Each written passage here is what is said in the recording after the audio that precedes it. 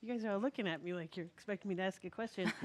um, so, as most of you probably know, Minnesota has a divided legislature. We're very good at sending a combination of Democrats and Republicans to the legislature, but a Republican has not won statewide in Minnesota since 2006, when our esteemed guest, Tim Pawlenty, won his second term. So we're going to talk about, do the Republicans need to win statewide? Do they want to win statewide? What's it going to take for Republicans to win statewide? What's the magic formula, Governor Pawlenty? Do you want to go first? Okay, well, yeah. First of all, good morning, and thank you for being here. I want to applaud the Star Tribune for convening this group. Minnesota's comparative advantage, America's comparative advantage is ideas and innovation and the clash and competition of ideas and innovation, and I think this group gathers in that spirit, and it's a wonderful gathering for that purpose. So thanks for the Star Tribune for hosting this and convening this group. And on a similar note, a similar vein, we need the clash of ideas in politics, in the political arena. And if you have a monopoly of one party or the other, whether it be at a city or a state level, that's perhaps suboptimal, to say the least, when it comes to the competition you'd have for political ideas and political innovation. As to the future of the Republican Party of Minnesota, as Rochelle has alluded to, we haven't won in a long time statewide. It's different for obvious reasons at the congressional level or the legislative level, because those are political microclimates, and they get managed at the local level through redistricting and various other ways that don't necessarily reflect what's going to happen statewide, and our legislators can talk about what the maps will look forward, project forward in that regard. But as to statewide races, it's true that Minnesota is at least a light blue state, if not a blue state, and the Republicans have been at a structural disadvantage politically in terms of the political demographic of the state for a few decades at least. And that doesn't mean we can't win from time to time, and it doesn't mean we can't win in the future, but we start with a uphill climb in the forms of having to come over at least a 2 to 4 point demographic disadvantage. Now it can happen, and it does happen. Nothing is inevitable, and things change. We were talking in the green room. If I would have told you 20 years ago or less that the Iron Range would soon be mostly Republican, you would have thought I lost my mind.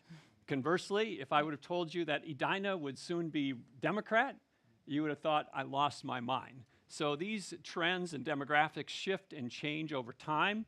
It's also true if you look at John F. Kennedy, for example, a pro-life, pro-gun, military interventionist, tax-cutting Democrat. He would never get endorsed by the Democratic Party of today. And similarly, Ronald Reagan, a pro-choice governor of California who raised taxes as president, who signed a big amnesty immigration bill when he was president. I love him as president, so don't get me wrong, it's not a criticism. I'm just trying to illustrate how these things shift over even just a few decades. So nothing stays the same as in life, as in politics, and I'm hopeful about the Republican Party's future, but it's going to have to grow market share. And so I'll stop with this. If you have a structural disadvantage, there aren't enough Republicans in the state of Minnesota to win statewide by just getting Republicans. That's different in places like Alabama or Georgia or Oklahoma. So here, the trick is you have to get some independents, more than your fair share of independents, and even some soft Democrats. And you got to have messages and candidates that resonate with that. The current measurement stick for Republican politics nationally and in Minnesota is mega politics. That has worked nationally, regardless of what you think about it. It has put the Republicans in a majority governing status at the president in the White House and the full Congress. But as applied to Minnesota, the political microclimate of Minnesota, it hasn't fully worked. And so you have President Trump having been on the ballot here 3 times and having lost 3 times.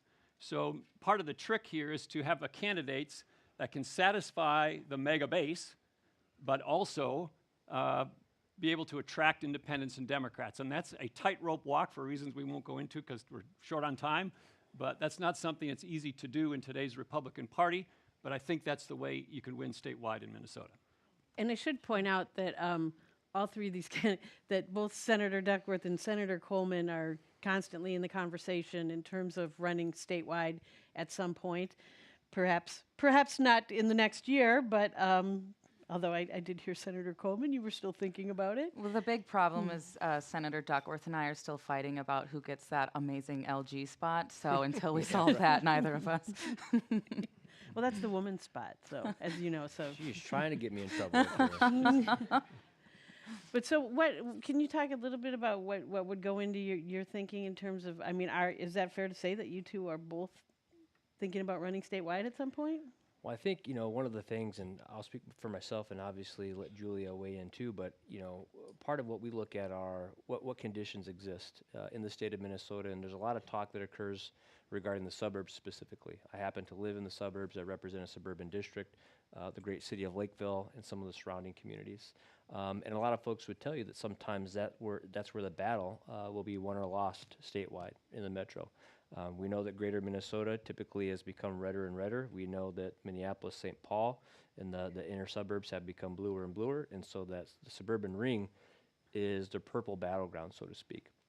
And to what former Governor Pawlenty said earlier, the trick is, as a candidate, you have to find a way to solidify your most ardent grassroots supporter, your base, let them know where you stand, that you're conservative enough, while also during that process not losing your ability to appeal to your more moderate, independent, or even winnable Democrats, so to speak. And that's the trick. Maybe it used to be that you could pivot once you secured that endorsement or won that primary, but that's becoming increasingly more difficult to do, or so it would seem. And a lot of that has to probably do with the way things are covered and videos that are captured and shared on social media more so than maybe they were in the past. But that really is the challenge right now, is finding somebody that can truly be authentic, sincere, and genuine in their principles and their values to solidify conservatives, the Republican Party, and then compete statewide with the folks that need to as well. That would be tough. I hear you. It's a number of factors too. Both Zach and I have very little kids, and so that's something to think about as well. It was the big reason at the end of the day I said no to the U.S. Senate, because I struggle being in St. Paul a couple days a week and missing out on soccer games and bedtime stories and stuff like that. I'm a big fan of Esther and being for such a time as this, and I think every candidate has to look at the moment and go, where am I needed most? Where am I supposed to be right now? And so that's a big factor. Looking at the bigger picture, though, it definitely is, to both of their points, Minnesota has a big independent streak. I mean, you just look at some of the people we've elected and kind of how the polls go and shift and form. And so we need somebody, again, that can be authentically themselves. There's a reason that both Senator Duckworth and I outperform the president quite a bit in our district. It's because we're not trying to be Donald Trump. We're just trying to be ourselves, and ourselves want our kids to go to school and get a good education. We want to be able to afford the homes that we live in and have a grocery bill that's manageable. We want clean water. We want growing infrastructure and roads that don't have so many potholes my motorcycle's going to tip over. We have so many things that we want to go talk to people about that aren't the spicy issues that I think will help a candidate resonate statewide. However, I was recently speaking to Ryan Faircloth about the assassinations that we've seen going on and what can we take a page out of. So I worked with Speaker Hortman on a couple of issues. Boy, does that woman know how to coalition build. And the Republican Party needs to learn that. I would rather have a party filled with people I agree with 70% of the time than govern with people I agree with 15% of the time. And we really need to open up that tent. Truly open up that tent. And when you go to a convention, sometimes it can feel like you're under immense scrutiny or immense attack, and you bring new people in, and it should feel like you're going to church. I am so glad you're here. Thank you for coming. How can I get you involved? So it needs to be a more welcoming party to grow, first and foremost. After we do that, we can maybe have the luxury of infighting, but until we get a statewide race again, we don't have that. So my first boss was Charlie Kirk. And I've been trying to take a page. What is a lesson I can learn from all these people that, whether I agreed with them or not, I admired them? And from Charlie, it was Republicans have to stop saying college campuses are off limits. There's no chance of us making inroads there. There's no chance of us grabbing those younger generations that are now moving out into the suburbs and having families. But they haven't heard from the party since they were 18 years old and in college. We have to start actually talking to young people where they're at, much like Charlie did. So I think it's a multifaceted, big issue, but not one that's completely insurmountable. Do you feel like there's buy-in for that position in the party right now, or, I mean, is there for broadening the tent, or, I mean, we're looking at, we're looking at the U.S. Senate race next year, and we don't have a really big name in the race, a sort of mainstream candidate. I know, probably going to get in trouble for saying this, but you don't have a mainstream big name candidate in the Senate race. I think it's personal responsibility. I was talking to somebody else about this last week on a podcast. If I'm not bringing 30 people in to caucus night that want to see somebody who isn't afraid to work across the aisle, who wants to get things done, who doesn't think compromise is a dirty word, who wants to broaden the tent, then aren't I part of the problem if all I do is go pander to whoever shows up? If there's somebody that hasn't come out to caucus since the good old days of the other Senator Coleman and Governor Pawlenty because they think the party's leaving them, well, damn it, roll up your sleeves, spend 2 Saturdays helping us take the party back then. And so it is the personal responsibility of we need to bring our own people out to decide who these candidates are, decide who should be in the party, all of that fun stuff. Wow. More than just 2 Saturdays. Right. There's also a Tuesday involved, yeah. Well, what about, I mean, how do you balance, how do you manage to pivot? How can you pivot then? I mean, if going from trying to get the endorsement, I mean, Governor Pawlenty, it's no secret you were wooed for the U.S. Senate race, the coming one. It sounds like as of now you're not interested, that you don't think you would get through the endorsement process or win a primary. Right. So personal responsibility. Couldn't you bring enough fans to the caucus, or? Well, that you summarized it well. As applied to me in the Senate race, it's something I would consider, except I can't get endorsed or win a primary in my own party. So that's part of the problem. But beyond that, I wanted to add one other thing regarding Republicans' fortunes in the future. If you look at the history of Republicans winning in statewide races in Minnesota, governor's races as an example, they often get help through unforced errors from the other side. And so this is more than just what are the Republicans doing and who are they nominating. It's also what are the Democrats doing and who are they nominating, or the other parties too. So let's look at 1978 when Al Quie beat Rudy Perpich. Rudy Perpich was involved in appointing Wendy Anderson to the Senate in a way that became very toxic for Rudy Perpich. And then, of course, the economy had cratered as well. So when you have a bad economy and a bad stumble by a governor, that sets up some opportunity to help overcome that structural advantage that I talked about earlier. Some of you may be old enough to remember 1990 when Arnie Carlson beat, guess who? Rudy Perpich. Because Rudy Perpich didn't have the self-awareness to realize that his shelf life had sort of expired, or his use-by date had expired, and he wanted to keep running. And people by then many had dubbed him Governor Goofy. And so, he was sort of baked by that point, but he insisted on running. So the Republicans got an assist, even if it's just incremental, can win under those circumstances. So we don't know a year from now what the macro environment's going to look like relative to Trump, relative to the economy. I can tell you without going into all the details, Governor Walz he'll be here later today, but his numbers are softer than they used to be, which sort of creates a window or a band of opportunity for Republicans if they nominate at least a serviceable candidate. And candidates get better over the course of campaigns. They get practice and rehearse as long as they don't say something really stupid. They tend to get better over time. And so I think it's going to be a competitive race. And that could reset the Republican Party in Minnesota if you had a governor who could help lead and articulate a vision for the future. Does having a you won twice with a third-party candidate. Do you think you would have won without the third-party candidate? Well, you and I talked about this in the green room, but this is boring history, and we're supposed to be talking about looking forward. But well, sorry. Did you want to ask the question? 2002, I won with 45 or 46% of the vote. Then Senate Majority Leader Roger Moe By the way, a different era of civility. We had a debate a few weeks before, and we were beating the crap out of each other on television and TV ads, and we were up in a debate in Bemidji, and I flew and he drove, so I invited him to fly back with me, and we drank beer the whole way on the plane, 2 or 3 weeks before the election, only to get into a thunderstorm. There's no bathroom on the plane, and we had some issues there. But it was a great conversation. Great conversation till the end. But anyhow, I digress. So I won with 45. Roger had 35. Penny had something like 15. So I told Rochelle, Penny was center left, although, I think, so if you allocated 2/3 of his vote to Roger, that would have put him at 45. If you would give me 1/3 of his votes, it would have put me at, something in high 40. So I think I still would have won, but it would have been much closer. And so the factors for hope for next year, if you want to look to the future.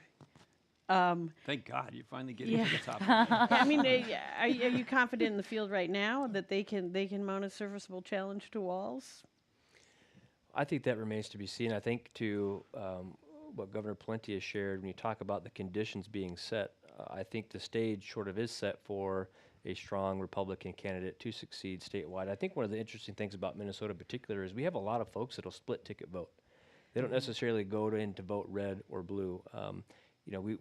I'll have people show up on election day, they'll vote for Angie Craig and then they'll vote for me, or make up your mixture.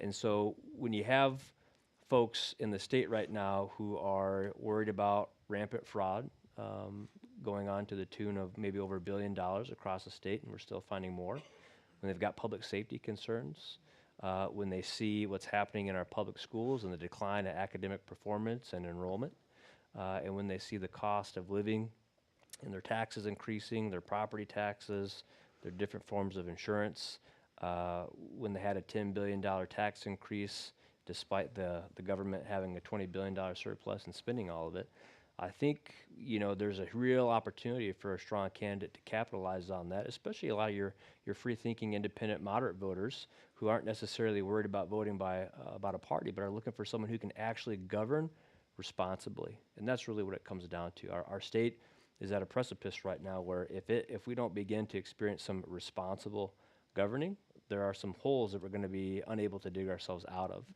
And that's why, to what was the point that was made earlier, you need strong parties, at least 2 of them, in any state to have good, responsible governing. Because if either party gets their way, most recently we've seen they kind of steamroll and just pass things that maybe aren't vetted to the extent they should be. And in my opinion, that's not responsible governing. And the people of Minnesota deserve a government that's going to be responsible and accountable to them. Senator Coleman, your thoughts on? Ditto. He summarized it so perfectly. I mean, is it enough? Is it enough for Republicans to be on a check on the governor's office with your stronger position in the legislature? I mean, control the House now, Right. And it looks like you're going to end up very evenly split again in the Senate. Is that enough of a check, or do you need? Well, clearly it hasn't been. Yeah, I'll give you just my very personal opinion. I'm a small business guy. I have a couple small businesses, and how you run them, especially the executive leadership, is extremely important. One of the reasons why it might be beneficial to see a turnover in the governor's position is for an executive to really look at all of our government agencies and departments. Clearly, we've got some issues. They aren't running the best, and they're great people. I love our state employees and our workers. They're Minnesotans. They're trying to do their best.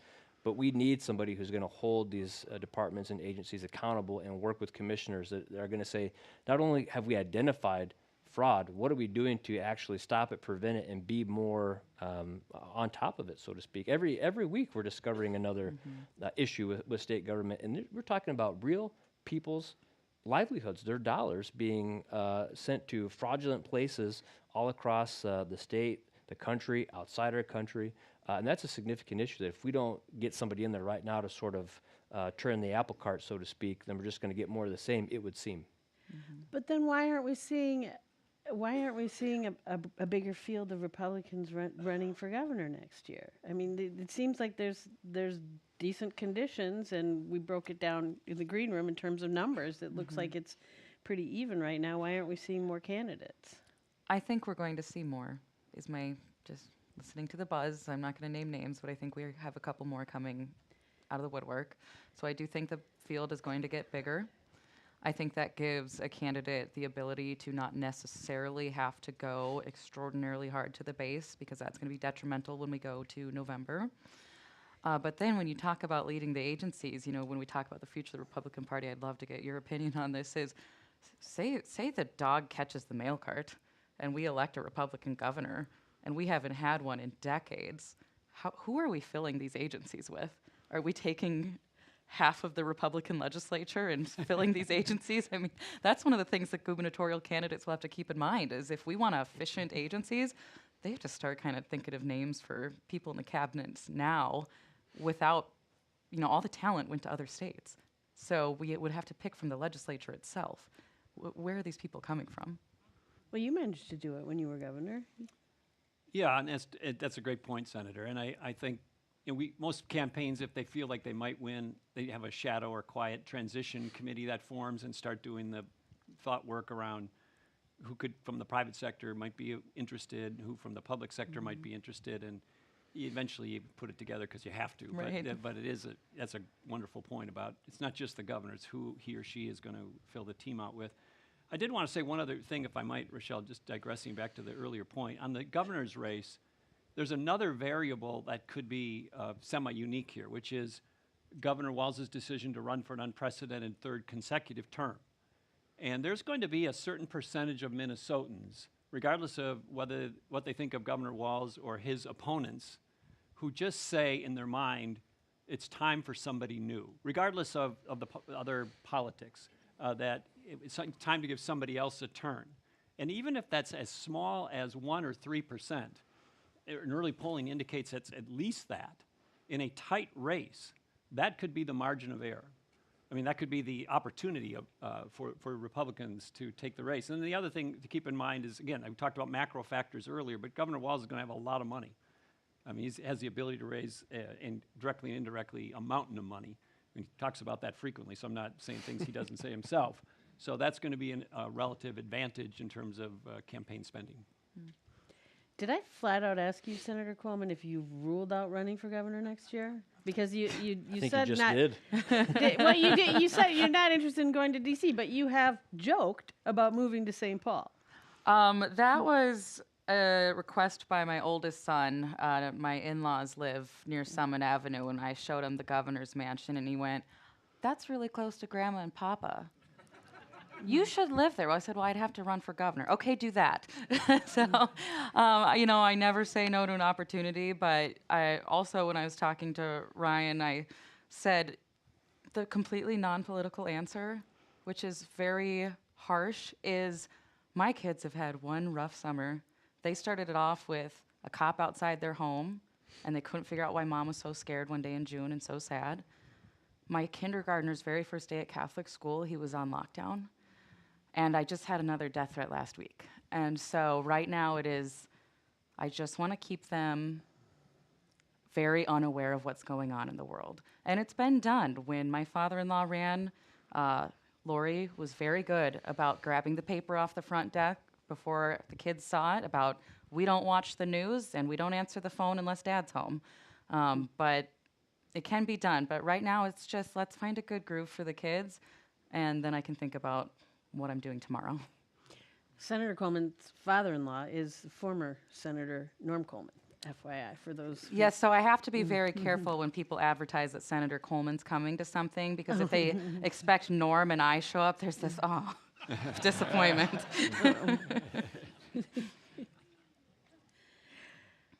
What else? Well, I think besides tactics, the Republicans also have to have a positive vision for the future of Minnesota and the future of the country. And so we can talk about money and, third terms and all these things. It's interesting. But if you want to go get an increased piece of the market, you got to go earn it. Mm-hmm. And a lot of voters want to hear about how you're going to address, all voters want to hear about how you're going to address their concerns. So example, in Minnesota, we have 50% of our children in schools proficient in reading, math, and science at grade level. 50% of our children aren't at grade level. And it's abysmal. And if you don't have a pathway for an education, you can't later connect to the private economy, and you get kicked to the curb in a big hurry as an adult. And so I hope the next set of candidates from Minnesota for the Republican Party will talk deeply and passionately about education reform. I also hope they'll talk about fraud, which has been mentioned. I also hope they'll talk about public safety. If you don't think that's on Minnesotans' minds, of course it is, and there's a better way forward on that as well. And I could go on, but the point is, we can't just say, you know, they suck or they suck. We have to say, and more importantly, here's what we'll do better. Here's what we'll do differently. Here's a positive vision about Minnesota, and care, and not just be robots for, you know, the script of today, because people need vision casters. Nothing stays the same. It always evolves. It always shifts, and leaders have to see around the corner, articulate a vision, and bring people with them. Senator Duckworth, you think the party needs to do a better job talking about education. What do you think you should do? How should you talk about it in a way you think that would resonate? Sure. So I'm a former school board member myself before I ever got tricked into running for state senate. I've got 4 little kids. They all go to school in Lakeville. I'm a product of Lakeville schools myself, and so is my wife. So I'm very passionate about our public schools. And I think when you get into political discourse and debate, one party in particular has done a really good job painting Republicans as not being supportive of our public schools or public education or teachers, which could not be further from the truth. I always tell folks, we want nothing more than to see our public schools succeed, because if our public schools are succeeding, it means our kids are succeeding, our teachers are fulfilled, and we are setting conditions for a bright and successful future. That's really what it matters. At the state capitol, really what it's become about, the discussion is about academics. Are we going to focus on and set the conditions for the academic success of our kids, or are we going to allow for the classroom and what goes on in our schools to become a little bit more politicized? And we can get into and have that debate, and we can spar a little bit. But unfortunately, sometimes our vision, it's hard to get folks excited about, because it has less to do with emotion and sometimes more to do with results. Our vision for our public schools are schools in which our kids are succeeding at a high level academically. They're safe.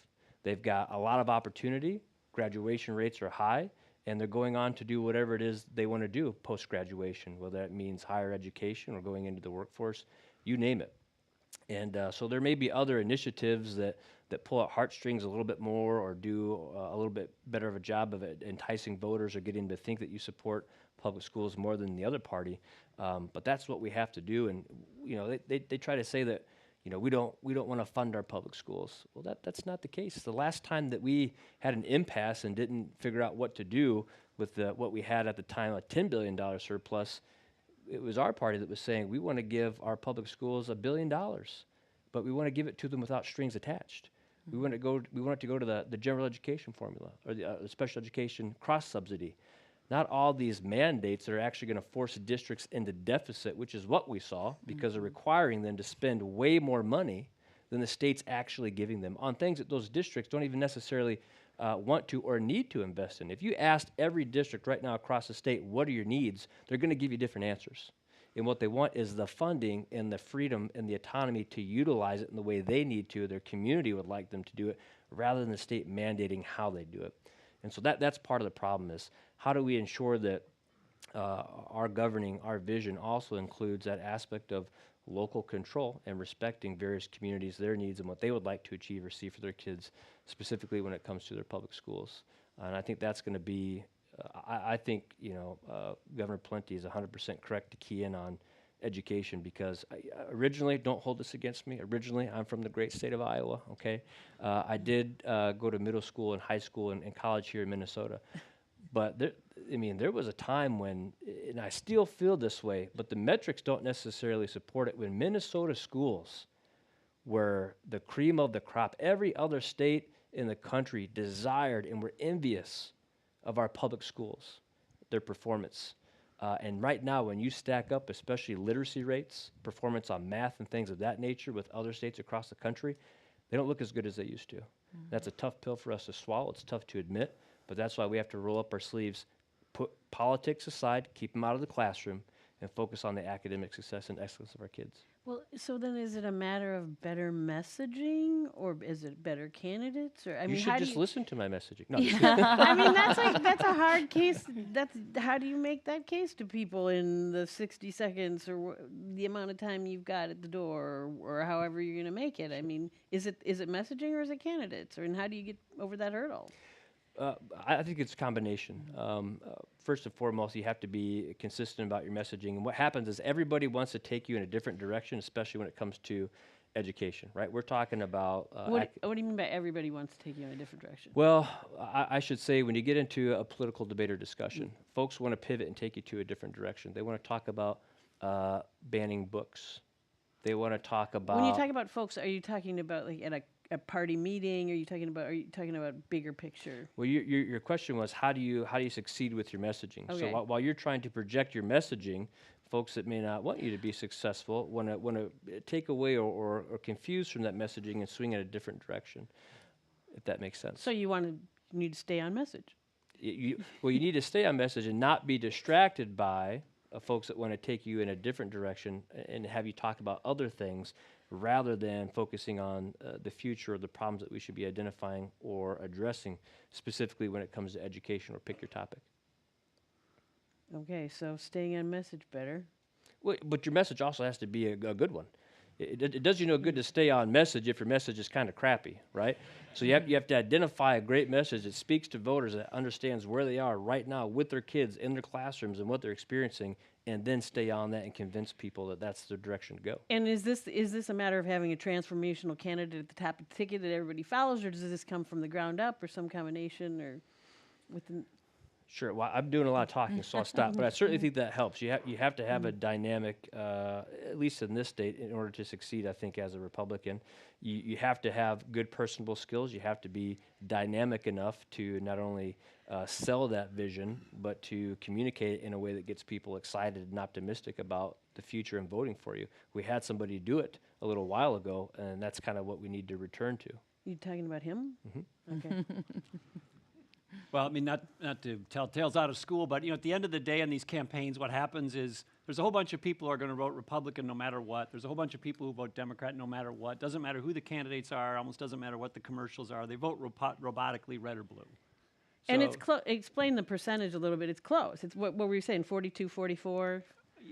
In the end, at the end. But then you have the independents who decide the election and the ticket splitters, as we talked about. And so, the pollsters will slice and dice who those people are, how they think, what makes them vote. They'll stack rank the issues 1 to 10 on what's the most vote-motivating issues for independents, and then they'll tell you to go talk about those 3 issues all day long, every day, as passionately as you can. And the sweet spot is if one of those 3 or 4 issues also drives turnout with your base. So you get a twofer. So, the duality of these things is you have to drive the turnout, because relative turnout, incremental turnout for the blue team or the red team can decide the election. So each side has to make sure their base is motivated and passionate and excited to donate and get out and vote. Okay, but then you got to you're slicing more of the independents. And if you find an issue, let's say, for example, it's crime, that both is base motivating for Republicans and appealing to suburban voters, you are all over that like a rat on a Cheeto. So, I mean, they're like, well, why is all he's doing is talking about crime every day? It's because in October and September, after you've already got all the other people accounted for, you're trying to get that last slice of the independents, and, you got data that shows that's the vote-driving issue for 2/3 of the independents. I don't know what it'll be in next fall, but it'll be something like that. And if I may add, if our remaining time, we need to get more women into this party. We desperately need to get more women into this party, particularly young women. When I got elected, I was the youngest woman ever elected to the state senate on both sides. I remain the youngest Republican woman in the legislature years later. We need to start getting moms that are walking in the shoes of working mothers. Prior to my getting there, people didn't know in the state of Minnesota that you can go take a smoke break and not get docked pay, but if you go pump, you're docked pay. People didn't know that there's lead and arsenic in feminine hygiene products. People didn't know a whole host of issues that we've brought forth. Our party brought forth the paid family leave proposal in the Senate, a free market paid family leave proposal to cover the gaps in the system. And so if we don't start getting more of those voices in, I don't see the future of the Republican Party. So if there's any young women out there that are listening and saying it might be too much, it might be the wrong time. I was 9 months pregnant when my state senator retired. It is never the right time. But With just the you got to twins do or it. the other? Oh, I started and ended the race pregnant. I was 9 months pregnant. I announced I was running. I had my baby. A year later, I won and found out I was having twins. So if I can do it, you can do it too. And you're not the only one. Others had young children and have had babies in office. So that's our, I guess we will close on that pitch for more women to run for office. Yes. Sorry, guys. Thank you. I guess we're done unless we want to do a little open mic. No, I'm just kidding. Thank you.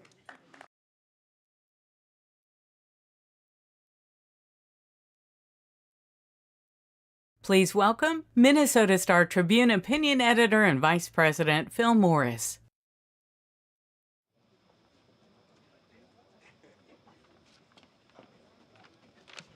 Hello, hello. Are we having a good time? Good. Minnesota, you guys look great. In fact, I've always wanted to do this. Turn to someone on either side of you and say, "You look great."